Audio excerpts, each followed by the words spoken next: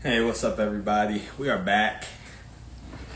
Give people a second to log in or join,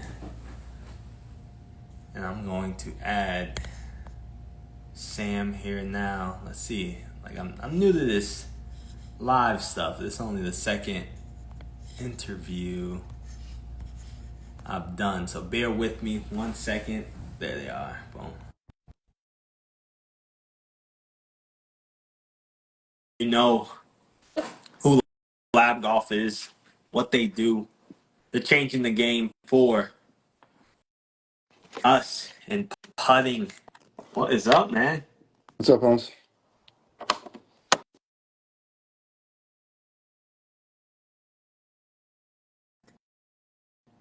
Testing, testing, testing.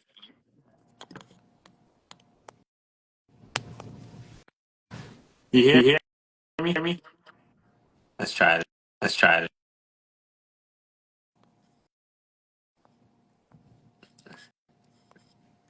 Give me Give me one one sec. sec. How How about about now?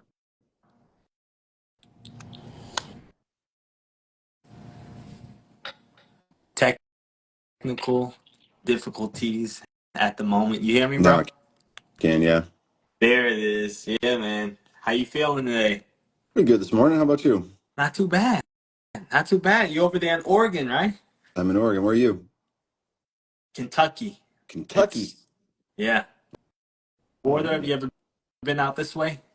I've never been to Kentucky. No. You gotta come on, man. Got some nice courses in the mountains. So I'm told. Yeah, man.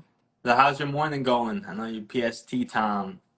Um, it's good. Yeah. It's a little foggy out there today. Oh, yeah. Uh, but yeah, so far so good. Everybody's just getting in the building this morning.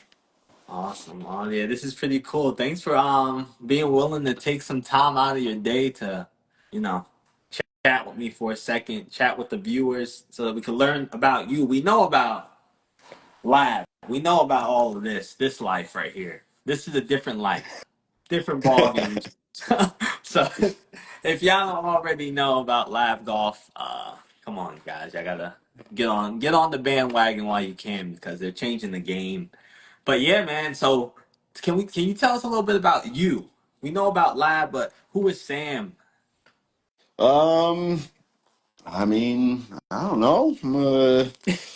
I grew up just outside of Chicago.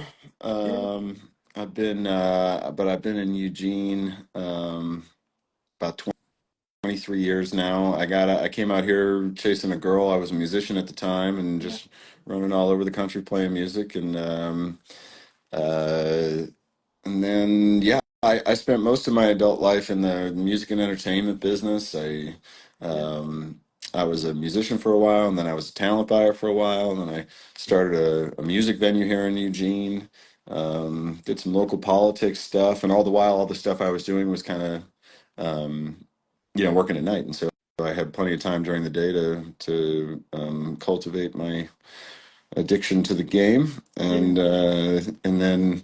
Um, yeah, Lab. I ran. I had a coach here in Eugene that came across the putter in Australia, brought it back, showed it to me, and I ended up meeting the guy who invented it, and that was 2018.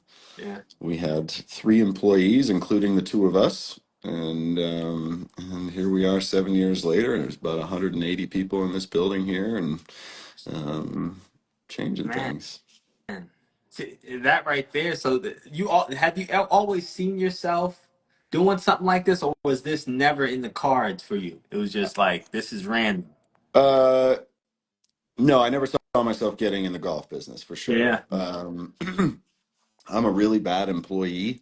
So I did sort of always see myself, I do better kind of in a entrepreneurial mode and, yeah, being obsessed and kind of go, go, go. And so, yeah, I've always enjoyed being an employer. I've been an employer, almost since I was like 19, pretty much. So yeah, I like that type of work, but specifically in golf, no, I don't think anybody that knew me would have ever imagined in a million years that I'd be the CEO of a golf company. And frankly, it's still weird for people. Yeah, yeah, yeah. Yeah, man, I tell you what, like even that story right there, things changed in your life, so you was able to adapt to now you're here.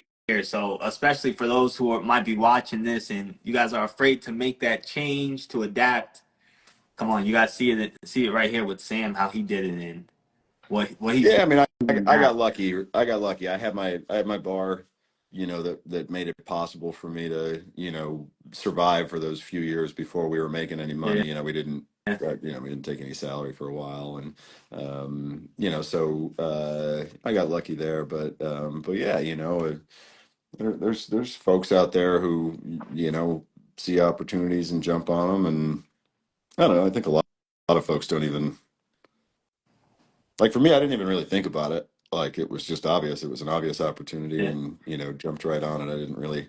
I never made like a pros and cons list or something like that. I was just too excited about it and yeah. got after it. Now, what would you say to someone who might be like on the fence? Then they want to make that change. They hear your story. They see people like you, but they're like, nah, I just can't take that. Say to someone like that. Or, Um, it's a tough question because, the sort of extremes that the emotional extremes that I live in are real. Like the peaks and valleys, the waves of of successes and failures is significant. It really takes a toll on you. Um, but I don't know if I had to like kind of wrap it up with a nice little bow. I would say it's pretty rare that special things happen making the safe choice.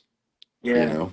Um, but sometimes people aren't, at least with their occupation, with their job, sometimes people aren't necessarily looking for special. They might just yeah, be looking for stable and steady so that they can enjoy the other, aspects of their life. Doing what I do, has a huge impact on my family. It has a huge impact on my personal life and social life, or lack yeah. thereof. And so, it's a lot to consider. But yeah, I mean, um, I always encourage people the best they can, trust their instincts, Right. and Yeah. take the plunge. Now, would you, if looking back, would you say, "Hey, man, I wish I did that one thing different"? And if it is something you would do different, what would it have been? Or you're like, "Nah, everything worked out for how it worked out." Um, hmm. No, I'm extraordinarily proud and pleased with this whole thing. Um, I wonder if somebody had been able to sort of give me an honest to goodness breakdown of how this was going to go, Yeah, if I still would have done it. Like when I partnered with Bill, like, I thought the technology was just so wild.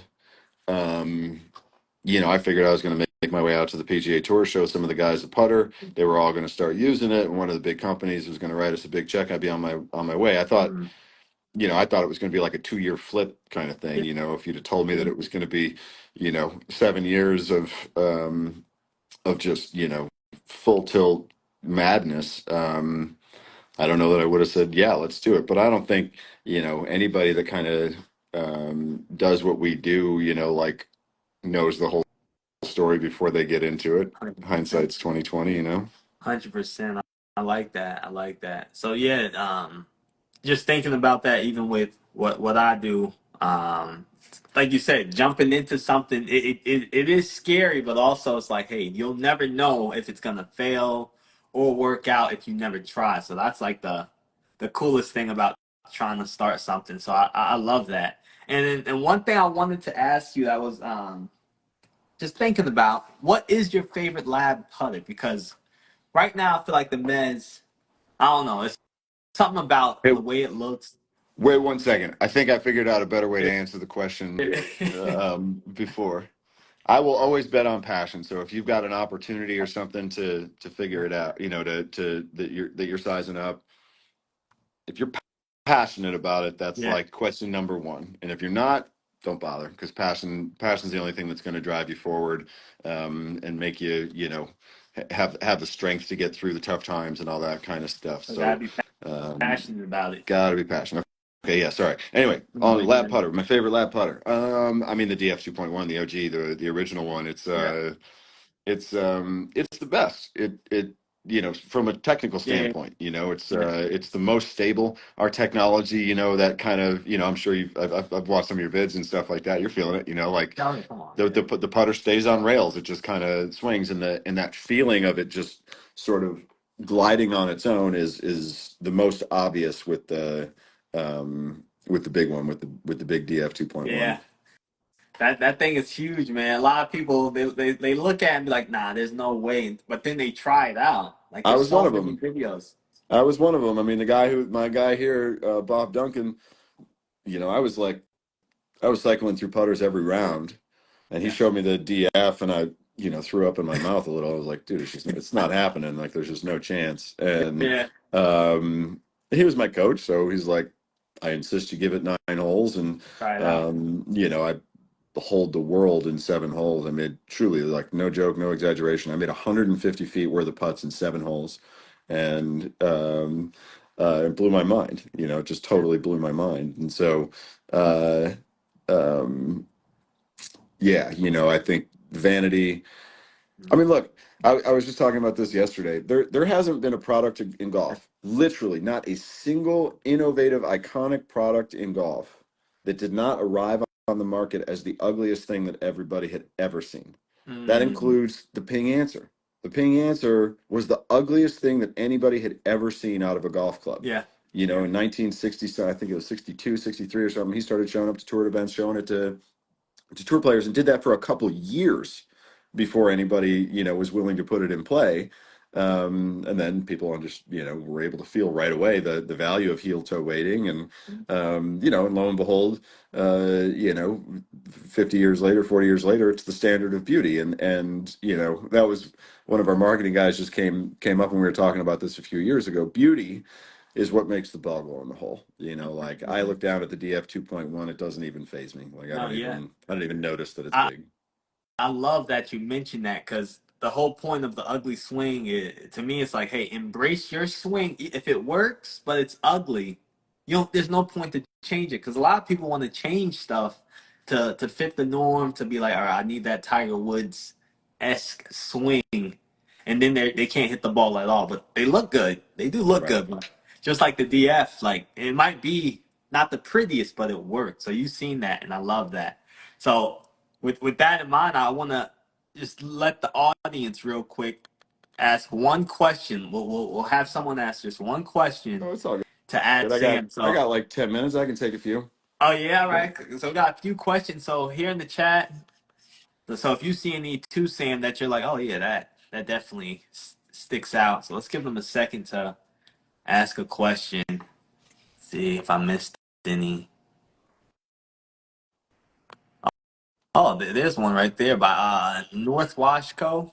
Can you put a regular grip on a 0 degree OZ1 by yourself Absolutely. without screwing up the Yeah, angles? that's kind of the whole idea.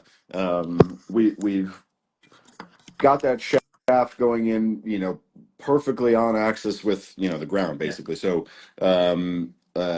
yeah, I mean, you're able to put any grip you want on it. I would recommend trying to find something with a similar weight as to what you ordered it with. Otherwise, you might have some kind of swing weight issues and stuff like that. Mhm. But they're not significant. And yeah, you can put any grip you want on it. Awesome. Awesome. There's the answer to that. So we got time for a few more questions. So if y'all got any questions y'all always wanted to ask the CEO of Lab about putters, about anything, how he came up, throw it go ahead and throw it in the chat. So more people are joining too, so that's pretty cool. So they're seeing. Yeah, that OZ is pretty dope, man. I love the It's way really that good. looks. It's Love it. really, really good. I'm excited to get the all aluminum one out. Like a lot of people who try our putters at the store and don't have one, they don't love aluminum. It's just a little soft, and ball speed's a little slow. So we came out with that, the option for the insert, for the steel insert. And a lot of people, Yeah. who haven't been lab folks, and maybe they're into milled putters and stuff like that, it's got that kind of harder, stainless feel, and so they like it. But all the lab people tried it, and they're like, "Oh no, the ball's way too fast Yeah, now, and it feels too yeah, hard." So yeah. No, I'm excited to see that one. I hear that, man. So we got one right here. Now this is a big one. It's probably the biggest question of them all. When is the Ugly Swing versus Sam 18-hole match coming? Jeez, right on YouTube. So that the people want to know, Sam. What's going? You coming to Kentucky or we going to Oregon? You What's guys, you're coming to Oregon. You should come to Oregon because this course right here, Emerald yeah? Valley, it's a beast.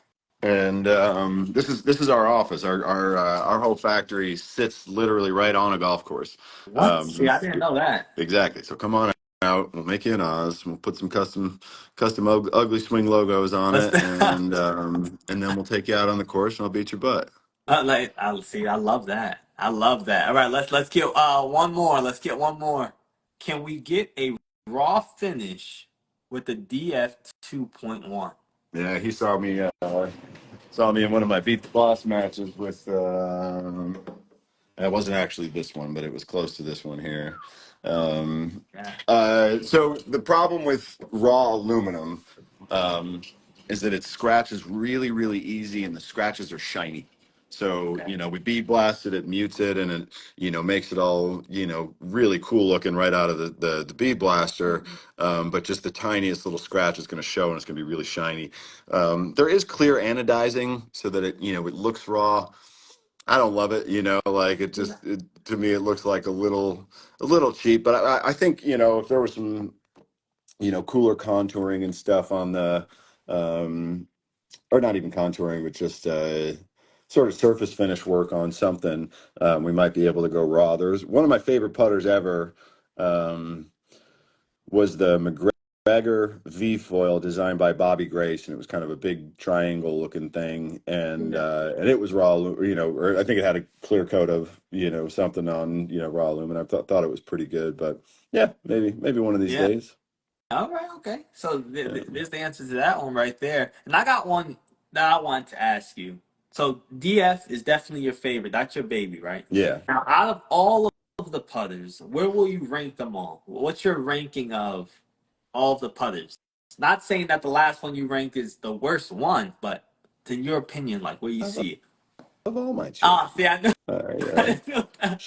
Um, That's the perfect for answer. for personal use, and no, I have no problem being Yeah, everybody's putters are so personal, right? I mean, yeah, you got same tech in all of them, so then it kind of comes down to sound, feel, and experience and all that kind of stuff. yeah.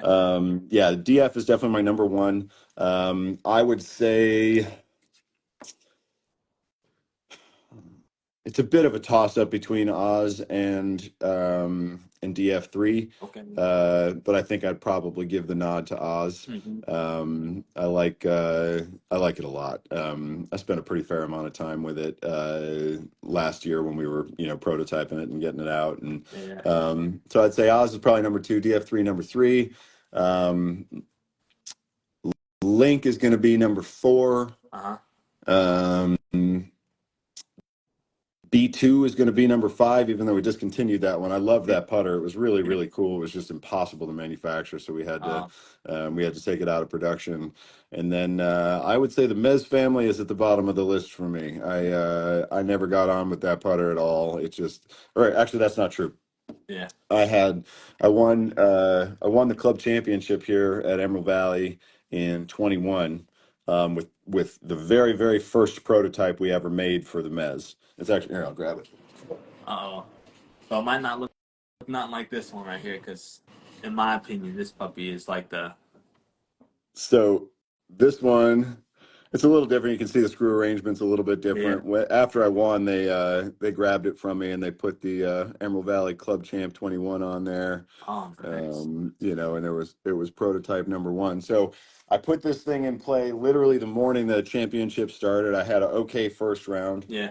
Um, I was I don't remember if I was four or five down on the 10th tee, Yeah. and I one putt or I had nine putts on the backside to end up winning by one. with this putter here, and that was the first and last good round of putting I ever had with a Mez putter. Listen, he didn't mean none of that when he was talking. He was talking about something else. So yeah, but no, man, I appreciate that. Appreciate the honesty and letting the people know. Hey, dude, thanks for joining. Like I said, I didn't want to take up too much of your time, but this was pretty fun. We gotta do more of these, and hopefully, I come out to that Emerald Valley. And I need a couple of strokes though. I probably need I got to start 10 under. We're doing 18. Was your handicaps what? And it's 10 under worth. I need 10 under. That's how bad it is. It's not. It's about like 20 or something. It's, How long yeah. you had that putter? Not long. Probably like 3 weeks, Oh, 2 weeks. you're gonna be a six by the time you get out here. I would come out in June. It's beautiful around here. All the flowers are blooming, and it stays light until like almost 10 o'clock, so we can Oh play yeah, till dark. perfect. So let's plan for it, man. Sam, I appreciate you, bro. Everyone who joined, hey, go follow Lab Golf if you haven't already. Go get yourself a Lab putter. Appreciate you, Appreciate bro. All it. Later, man. right, peace.